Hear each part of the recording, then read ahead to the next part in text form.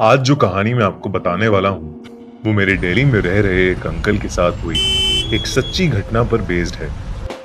2012 दिवाली के शुभ उत्सव पर मेरे अंकल सुनील के साथ कुछ ऐसा अशुभ हुआ जिसकी वजह से वो उस दिवाली को कभी याद नहीं रखना चाहते। पूरा दिल्ली दिवाली की रोशनी में चमक रहा था। सुनील ने भी अपने परिवार के साथ इस उत्सव को खूब जम के सेलिब्रेट किया, पर उनको ऑफिस के काम से अर्जेंटली अहमदाबाद जाना था और देर रात में 4 बजे की फ्लाइट बुक्ड थी। एयरपोर्ट पर जाने के लिए उनको दिल्ली कैंट रोड से जाना था। कहते हैं दिल्ली कैंट एरिया इंडिया की सबसे हॉन्टेड जगहों में से एक है, पर ना ही वो भानगढ़ की तरह कोई खंडर है और ना ही उस जगह का कोई डरावना इतिहास है, बल्कि ये एरिया शहर के बीचों बीच किसी भी आम कॉलोनी की तरह ही है।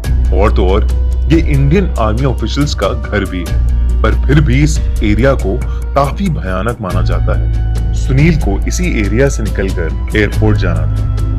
ऊपर से दिवाली की रात अमावस की रात होती है और कहा जाता है कि इस रात भूत प्रेत की ताकत दुगनी हो जाती है। पर सुनील का इस रास्ते पर काफी आना जाना था और उन्होंने कभी ऐसा कुछ महसूस नहीं किया जिससे उन्हें डर लगे।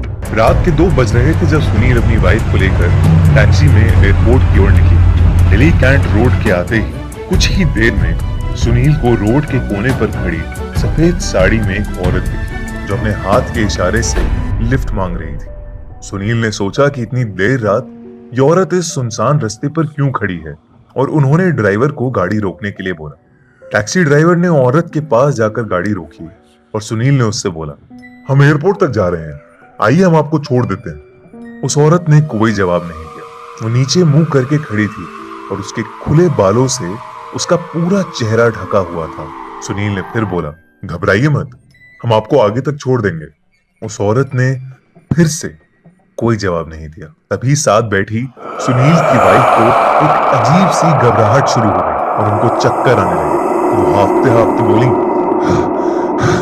सुनील, सुनील, चलो यहाँ से, प्लीज चलो यहाँ से।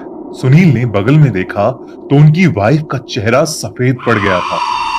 उन्हें अब लगा कि जरूर कुछ गड़बड़ है और उन्होंने ड्राइवर को गाड़ी स्टार्ट करने के लिए बोला, और वो ड्राइवर उस औरत की तरफ देख रहा था और उसे किसी चीज का कोई होश नहीं था। तभी उस औरत ने अपना मुंह उठा के सुनील को देखा।